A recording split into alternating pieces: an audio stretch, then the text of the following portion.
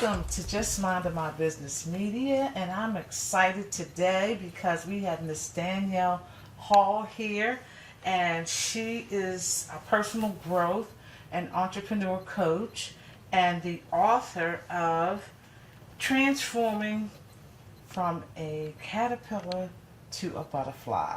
And I'm excited to bring this material to you because so many times we are moving through our lives with generational junk. And Danielle's book is all about getting rid of all of that stuff that's not serving you and living a life that you deserve to live. Well, welcome, Danielle. Thank you for having me, Ida. Yeah, so what inspired you to write this book? My inspiration came from, number one, my upbringing and learning how to, as an adult, learning how to purge yourself from a lot of the pain that you have experienced as a child. So I picked the caterpillar to a butterfly because of the transformation that a caterpillar goes through before it becomes a butterfly, and how it has to sometimes go into a dark place in order to come out beautiful. So that was the what made me really want to write the book. Wow. Wow. So when you talk about the dark place, what does that look like for some people? So it means sometimes being by yourself and releasing people and releasing relationships, because a lot of times in order for us to grow, we have to let people go. And again, I go back to the transformation that the caterpillar has to make. He has to go into the cocoon, or she has to go into the cocoon and just be by themselves for some time. And at that time, you get to learn yourself. You get to make a whole metamorphosis and transformation to get where you need to get to, what level you need to get to in life. Now, a lot of times people are moving through their lives and they don't realize that they need to do this. So how do people realize, first of all, you need to understand things that I'm doing is no longer working for me. It's not working. Okay, so once you realize that, then what are the steps to get to that place where you can really begin to work on that? So the first chapter of the book focuses on loving yourself, because it all begins with us. So if you find yourself in the same type of relationships or doing the same things and coming back with the same results, it could possibly be because it's something internal going on with you.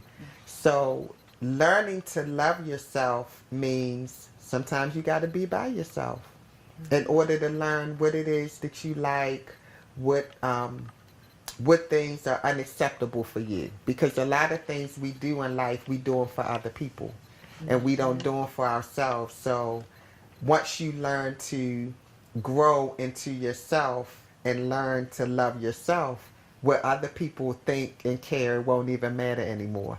And at that point, you begin to grow. Yes, yes. Now let's backtrack a little bit. How do I get to that place where, okay, I'm moving through my life, I'm like pretty much accepting what happens and just calling it a day. How do I get to that place where I get sick and tired of being sick and tired and go into this place that I need to start to work from the inside out? So first you get sick and tired of being sick and tired. And then you say, okay, so what can I do and how can I get to the place that I need to get? The first thing is to get there is you have to own everything that is generating in your life. If it's a bad relationship, if it's a bad job, if you're just not getting where you need to go, now you have to focus on yourself. So to get to that place, I just feel like basically you have to be by yourself. And we have such a hard time as humans being by ourselves, not realizing you came here by yourself. You were born into the world alone. And we, as we get older, we learn to gravitate to people. But if you can't be with you, who else, other people won't want to be with you. So to answer your question, to get to that space, you have to be willing to be alone and kind of ride it out sometimes alone. And then at that point, a lot of things will come to you internally. You'll learn things because if we're so busy, trying to please this person, trying to please that person, trying to do what this person wants you to do, and you figure out, I'm not even doing what I want to do because I'm so busy doing what everybody else wants me to do. So I think to get to that place, you have to go through a period of being by yourself. Yes. And working from the inside and out. working from the inside out. Yes. Because outwardly, we can walk around, we can put our nice clothes on and we can get our hair done and we can get our nails done. And that's all outward things. But if internally we're not happy with ourselves, then how can we project to the world that, we're this person? And how can we get to where we need to be if we haven't checked ourselves from the inside first? Yes, I agree with you 100%. And do you think that we should probably do that on a regular basis? Absolutely. And always internalizing yourself, always checking yourself, because a lot of times we can check other people about what they're doing or not doing, but we don't get with ourselves and say, okay, so what have you done to get in this situation? Right. So that's internalizing. That's always, it all goes back to internalizing and checking you to see what you're doing wrong. Yes, and one of the things that you talk about in the book is generational curses. And that's really what huge. caught my attention, because I can relate to that 100%, because, our first learning is home. When we come into this world, the first thing we see is our parents. And whatever's going on with them, we mimic. Absolutely. Absolutely. So that's a big chapter for me. Like, it's towards the middle of the book, but it was huge for me because I'm personally working on breaking family generational curses.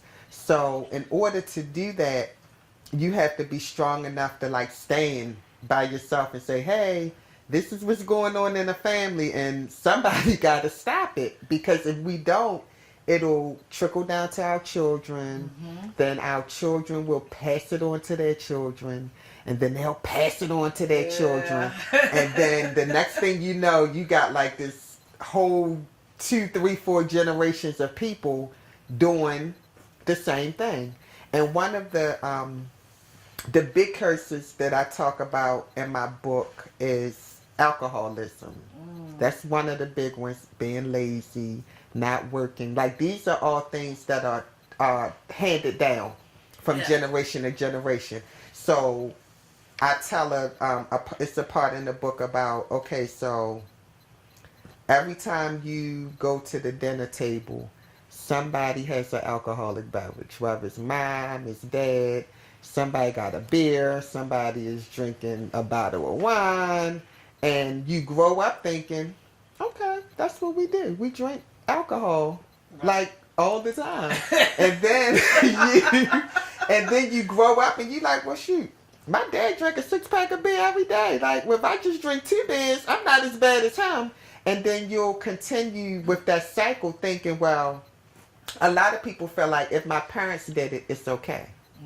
And everything that our parents did is not okay. They were doing it because that's all they knew how to do. And perhaps somebody taught them how to do it. Right. But once you become older and you start to look back on the things that your parents did, just some things that you saw just generally around the house, and you begin to say, I don't think I want that to happen in my house or with my children. Yes. And then we begin to say, okay, so this is what we learned. Like you say, you mimic what you learn. You mimic what your mother did or you mimic what your dad did. And then you realize, well, this is what they did is not working out for me. So now I have to do something different. And that is the start of breaking the curse. That's just the start, because Right. it's way more to it. Yeah. But just owning it. So if you own that alcoholism was a big thing in my family, or just people not working, granddaddy, he sold drugs, then my dad sold drugs, then my uncle sold drugs, then they told me how to sell drugs. Now you gonna teach your son, or are you gonna say, no, we're gonna teach our children a little different. Yeah. We're gonna teach them the correct way. And you have to research it, because we don't know. Like you say, we come into the world, we don't know anything. Mm-hmm. So we have to get older, realize that certain things are not good, and then we have to change them. So that's the whole thing about breaking the curses. Is it easy? Absolutely not. Are you probably going to lose family members and all of that? Probably, because some people don't want to see a change. Yes. Some people are comfortable in their foolishness. So if it's been working all of these years, who are you to come in and say, I don't want to do that anymore? Right. So it's a very tough thing, but I like how you call it generational junk. I know. Because that's what it is. It's just junk going from person to person, year to year, generation to generation. Nothing ever changes, and it just follows through with everyone. Yeah, because I can think, as I think back, I think about some of the things that I changed in terms of bringing up my kid. Things that happened to me as a child, I didn't like it. Mm-hmm. So I didn't bring it into my home. Mm-hmm.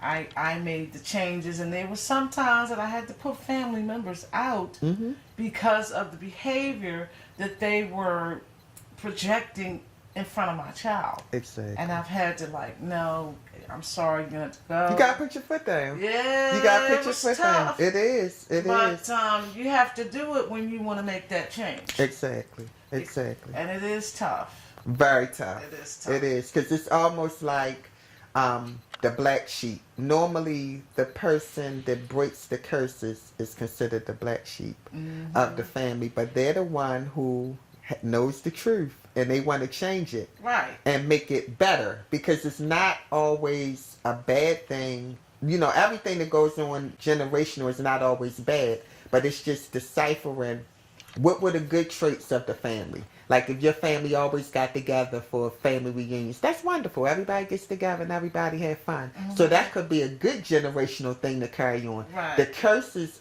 come in where it starts to harm and hurt people in the long run. And we all know what extended alcohol drinking does to you as an older person. And we all know what drugs do. We all know that if you don't work, this is what's going to happen, at the end of the day. Right. So things like that are things that you got to kind of look at and say, yeah, I need to make some changes with that. And then there's some little subtle things. Those are kind of the big areas. Ones.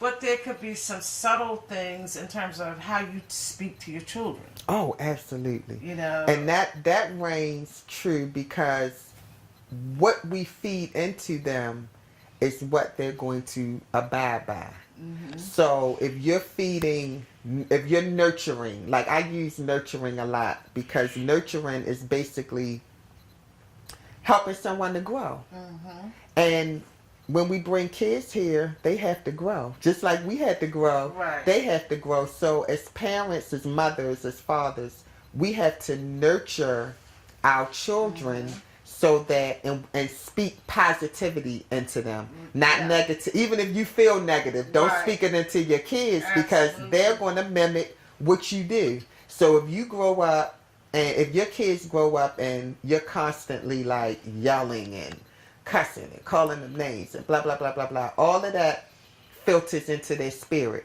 So then they don't feel good about themselves, because clearly you don't, because of the way that you're talking to them. Mm-hmm. So then they grow up, and you might find out that they're now being very disrespectful to you. Mm-hmm. And you don't even know why. Why they treat me like this? Well, how did you treat them when they were young? Because sometimes as parents, we think we're always right, and we can say and do what I'm the mother, and you're going to listen to me, even if what I'm saying is not right. You still going to listen to me. That's true. And then the kids, it shows. And how they grow up. And I have a lot Like when I take my sons out, I have people say, "Oh, they so mannerable," and they that because that's what I teach them to do: be Right. mannerable, help Right. people when you see them. If you see somebody and they're struggling, go help them. It don't cost anything to help Right. people. But Absolutely. if you don't instill that into them, they'll never know. Right. They won't know. Right. Because I've always told my son, I want you to be an asset to society, Mm-hmm. not a menace. Absolutely. Absolutely. And I think I've said that over and over and And over it gets again. into their heads, like what you instill in them. Sometimes we look at them and say, "Are you really paying attention to me?" I And then know. you may go out, into the atmosphere, and they may just do something or say something, and you say, "Okay, they listening to me.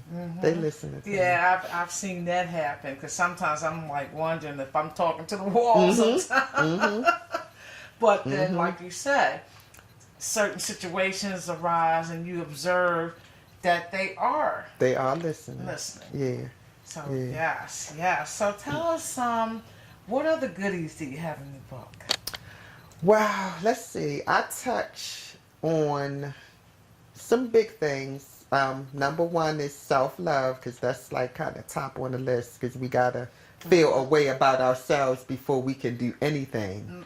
I touch on self esteem and the different levels of because people don't realize there's different levels of self esteem. Of course, self esteem is how we feel about ourselves, but we have some people that have I call it no self esteem, meaning you just have no self-worth. Right. And what happens with that is you end up surrounding yourself by people that don't think that you're worthy. And they treat you a certain way because of how you treat yourself. Because if you doubt yourself, how can you expect anybody to not doubt you because of how you Yes. feel about yourself? So I start out, explaining with no self-esteem, and then you go to low self-esteem, meaning you feel a way about yourself, but it's still not at the highest level that you can feel about yourself. So what happens is you engage in relationships with people that use you or take from you and never reciprocate what you're giving out because sometimes we don't feel worthy enough to take in what people are giving us. So if your self-esteem is low, it'll show in the type of relationships you get in and the people you surround yourself with. And if sometimes you'll see people that everything is materialistic. They just want to buy this and buy that and buy people. Self-esteem is low because when your self-esteem is high, so after low self-esteem is high Right. self-esteem. So when your esteem, the way you feel about yourself is high, you know that all you have to do is show up. Not with gifts, not with money. You don't have to buy things. You just show up and everybody will love you for who you are because your confidence is high enough to say, well, I don't have to always buy people things in order for them to be around me. I just show up with my high self-esteem. Right. And that's what I do. So I touch on that, and then I touch on your heart condition, like the different conditions of the heart where, like you may have somebody that has a cold heart because they've been through some things in life and people have hurt them. So they become cold-hearted because they don't want to get hurt again. And then you have your big-hearted person that just goes around and loves everybody. Like that was my mother and my grandmother. Like no matter what you do, they gonna love you. Unconditional love. Right, unconditional. My heart is big. I just want to love everybody, and there's nothing wrong with being like that. But sometimes people will take advantage of you because of your heart being big. They know that you are a giver, and then some people will attach to you and just take from you and never reciprocate what you're giving out. And I think the heart piece, because I know there was a period in my life where I was kind of mad with the world because I got hurt. And it took me a while to process all of that. But deep down inside, that wasn't me. Right. I didn't feel comfortable being that way. So once I was able to process that experience and realize and turn it into something positive for myself, then I was able to move back into my giving heart, spirit. Right. To your big heart. Yeah, to my big heart. Yes. Because I think life sometimes can take you different ways. And one minute you're feeling, I hate the world because of something that happened to you. Right. And then once you process through that and you realize, I don't feel comfortable that way. Right. This is not even me. I need to, I can't do this. Right. Right. So then you just kind of turn that around into something that you feel comfortable in your skin with. And sometimes you have to release people for that reason. Yes. Because we'll feel a way about what's going on, and the whole time it's what they're doing that's making us sometimes have to change the way that we, like, I feel like we shouldn't have to change who we are to accommodate other people. Right. I feel like if you are not worthy of taking in what I'm giving, then maybe I need to get rid of you. Right. Not change myself. Like, I need to stay how I am and get rid of you because you're not taking in what I'm giving, or you not, you know. And everybody is at that sometimes get to a point in their life where they're not able to receive love because nobody ever taught them, you know, how to really love. And many people will go around and say, oh, I love myself, I love you, I love this person, and they don't even know what the definition of love is. So now, like, I ask people, if you tell me you love me, I need you to tell me what love means to you, because our love might not be the same, and you may be projecting what you feel like love is, but it's not what the real love is. And a lot of times that'll take you into like toxic relationships. So I touch a little bit on like abuse, verbal abuse, domestic abuse, being in toxic relationships with people because you love them and they're telling you they love you, but their actions are doing a totally different thing. And we will sometimes hone in on the word, I love you. Oh, that sounds good. You really love me? Yeah, I love you. Okay, well, are you going to show me? Yeah, I'm going to show you. And then they don't even know how. Because a lot of times we don't even hold people accountable for what they're supposed to do. So that's another subject that we touch on in the book, holding people accountable for their titles that they carry in your life. Because we'll give a person a title in a minute. Oh, that's my best friend. Oh, that's my, you know, that's my boyfriend. That's my husband. That's my wife. That's my this, that, or the other. And they don't really project the title that you're given, and then we don't hold them accountable, so they just act any kind of way they want under that title.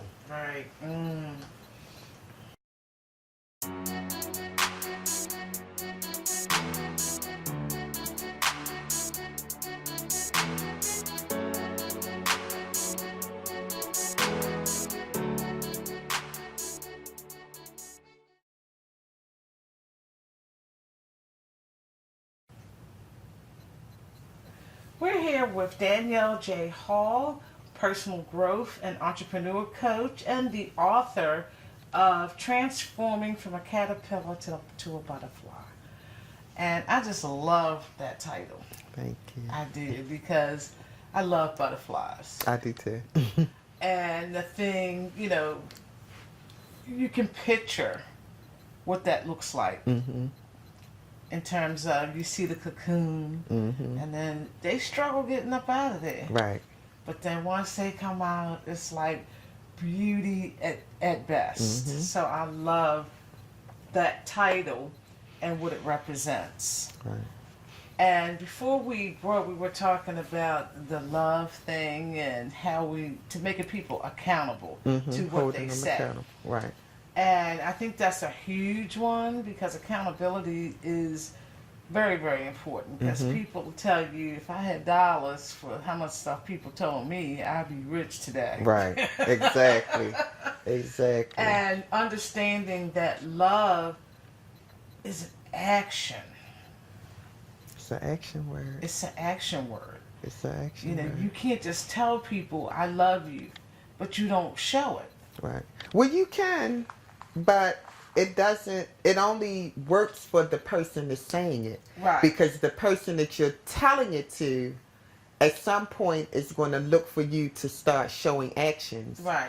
for what you're saying. And a lot of times, some people, depending on the person, they won't ever show action, because once a person knows that, oh, well, I can just tell her I love her and she's not going to look for me to act on it. Right. She's just going to say, ooh, I love you too. And then we just going to Yeah. go on, and Right. nobody's really loving anybody because Absolutely. it was just the word. Words. And because the words sound good, some people don't wait around for the action. They just kind of hone in on the word. Or if after a certain amount of time, a person just say, well, you know I love you.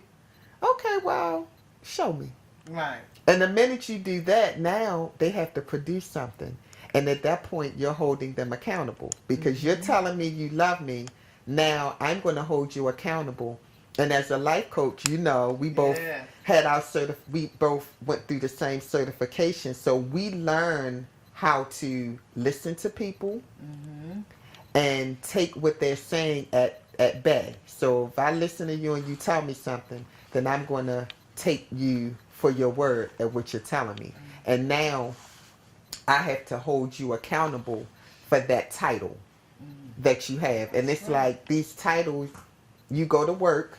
If somebody names you a manager, then your boss is going to expect you to manage. Right. Because that's your Exactly. title. So if I give you a title and I say, okay, well, you're my husband, then I need you to behave like a husband. Right. I'm your wife, so I need to behave as a wife.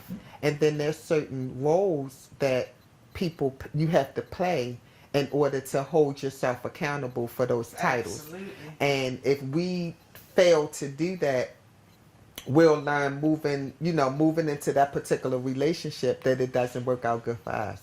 It may work for the person, but it doesn't work out for us. Right. Exactly. And being able to see that is very important for the person, that the recipient of those Correct. words. Mm-hmm. You know, so they have to do some work as well Exactly. to understand that, okay, this person is telling me this, that, and the other, but I don't see the action behind it. Right. Right. And that's the important part, because like we say, love is an action Yes. word. So you can't tell me, and I touch a little bit on like domestic and verbal, because some people get abuse all screwed up. They think because, oh, well, they don't beat me, that don't mean you're not being abused. Right. That just means that they done found a different way to abuse you. Right. So it may be verbal. Right. And, you know, well, they didn't mean it. They were just having a bad day. No, they meant it. And words hurt. You know, like, Yes, you they know, do. people think that they can say things to you and then, oh, well, you just go to bed and wake up tomorrow and you'll forget all about what I said. No, words stick more Oh, sometimes. Like, if you're physically abusive to a person, then you hit that one time and It's you know, over. 15, 20 minutes later, the pain go away and it's over. Right. But if you verbally are abusing people, it sticks Yes. in your mind and it doesn't go anywhere. Yes, So you sometimes always that form of toxic behavior is worse than, Yes. you know, just to punch real quick and it go away. Not that that's better, but the words sometimes can be worse Worse. than I the mean, physical. And, you know, as I really start to work with people who talk about abuse, Mm-hmm.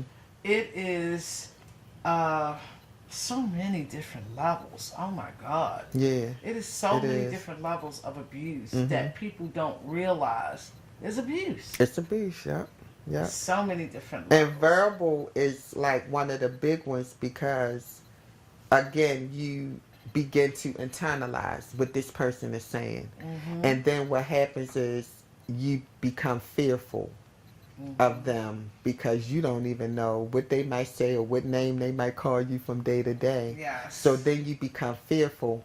And a lot of times abusers will start with the verbal.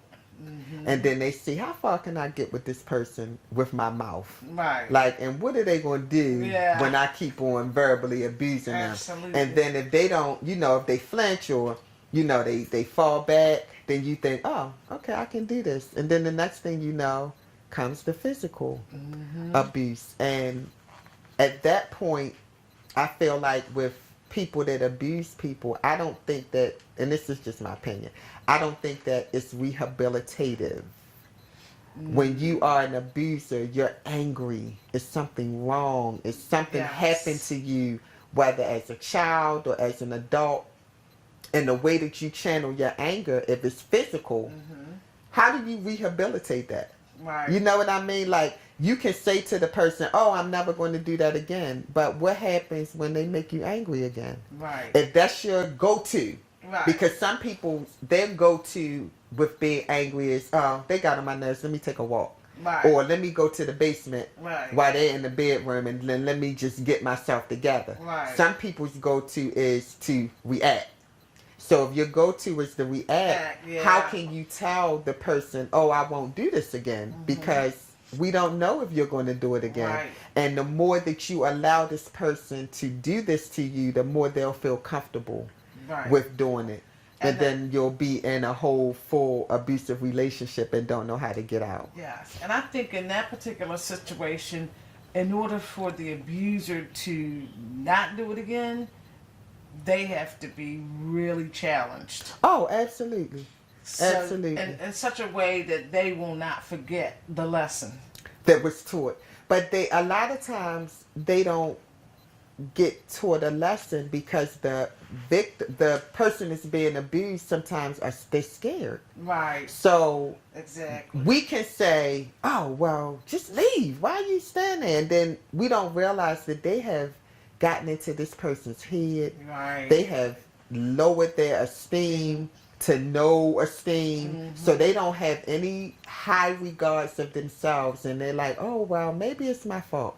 Because a lot of abusers will make you think it's your fault that they're abusing you. Why did you say that to me? Why did you do that to me? And then they'll begin, oh, well, maybe it was my fault. I knew he was having a bad day. Maybe I should have just shut up. No, you get to supposed to be able to speak as adults in relationships. We're all supposed to be able to speak our mind. And if I can't come to you and talk to you without something physical happening or something verbally abusive happening, then we have a problem. Yes. We have a problem. Or this, one of the things that I think I've experienced is I've observed a situation over time. And then I bring it to the attention, and it's like I'm being made to feel like I don't see what I see. Absolutely. That's manipulative, though. That's where people manipulate you into. And I'm learning that a lot of people, if you're dealing with like a strong person, and you see that, oh, I can't get away with everything with this person, so then they'll try to manipulate you into doing what they want you to do. Right. And then what happens is, like you say, you're like, is it my fault? Maybe it is my fault. No.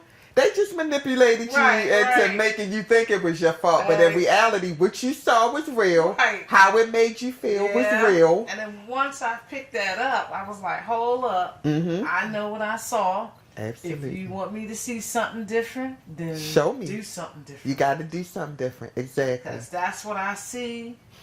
And you can't change my mind about that unless you do something different. Exactly. Yeah, because I've been through that type of, and you learn. You learn, Life it's all a learning lesson, but it's all about us actually learning. Right. Because you can go through a situation and you might not learn anything, and what happens is you put yourself right back in that same situation. Because you didn't learn from the previous time. Or you've made it your, I mean, a lot of times when there's, in a relationship, everybody's accountable. Yes. Everybody's accountable for something. Own up to your part. And that's big. That's huge. But owning is the huge part. Yes. Because people don't want to own. People would rather blame. Yes.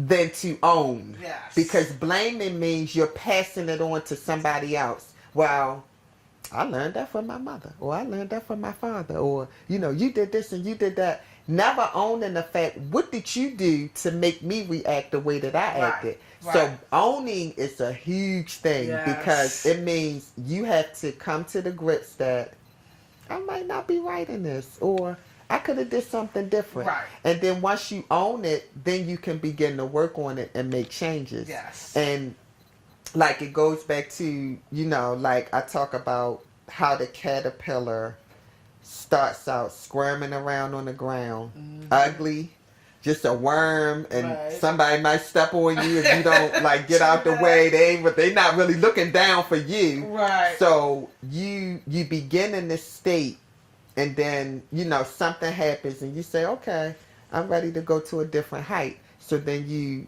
maneuver yourself into the cocoon, and while you're in there, you're spinning around, and your mind is going, and you're thinking, okay, before I escape out of here, I got to be different. Something has to change.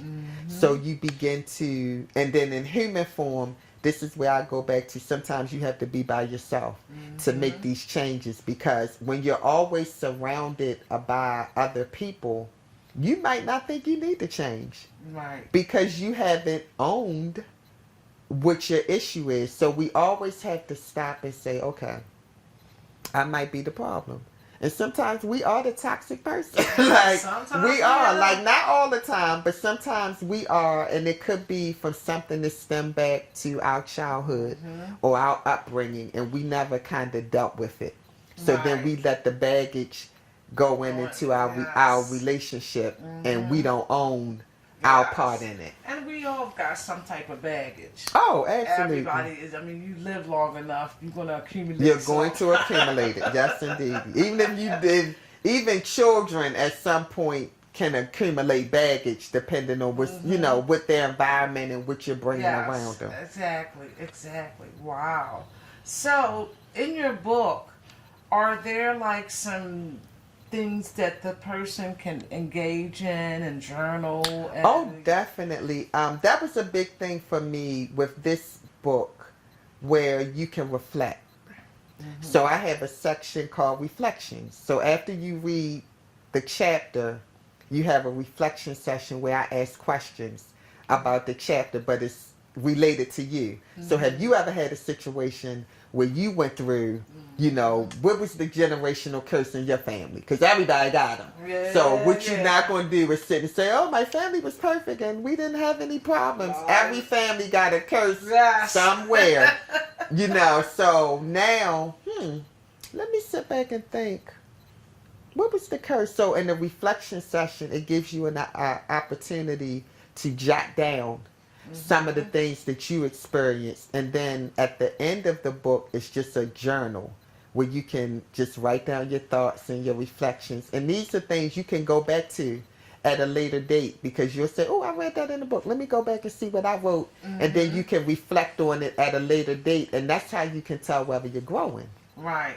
There's some magic in that writing. Oh, my absolutely. God. Writing Absolutely. It's like, to me, when I write it down, it's like an accountability type tool for me. Because I wrote this down. I said I was going to do this. I'm not going to lie to myself. Right. No need in lying to yourself, because if you can be honest with yourself, sometimes that is where you own your flaws, because we all have flaws. Oh, yeah. We all have things, and the writing piece of it helps to purge it. Yes. So I have like one of the chapters is called Purge the Pain. So it's where through life you get people that cause you pain. It could be a absent parent that wasn't around, or the parent could be there but they're still absent because they're not like feeding into you. So you begin to like sometimes resent and be bitter and have these things. So once you purge the pain, then you can begin to forgive the person, because a lot of times we'll become bitter over something that somebody else did because we never forgave them. So I say in that chapter, pick like 3 people. Everybody's been hurt by somebody. Right. So pick the 3 top people that has caused some type of pain in your life. Write them a letter. Don't mail it to them, but write it. Right. And once you write it and get everything out, then you can forgive them. and you go and you dispose, because it's not always where you need to tell other people how you're feeling. Sometimes you just need to feel it, Right. and take it in and let Yes. it out. Right. Exactly. And For writing your own self. for your own self. So Yeah. writing does that. Like writing helps you to get it all out. Like so I'm big on journaling. I have yeah. oh my God, I have so many journals. I start them, then I pick a new one up and Yeah, I write in it. But it's always reflecting where you can go back and you can say, oh, in 2018, this is what I was doing. Now I'm doing this. So Right. you either grew or you didn't. Right, So that way exactly. you can figure out, like, you can chart your growth through writing and journaling. Yes, for sure. Wow. So where did people get the book? The book is available on Amazon.com.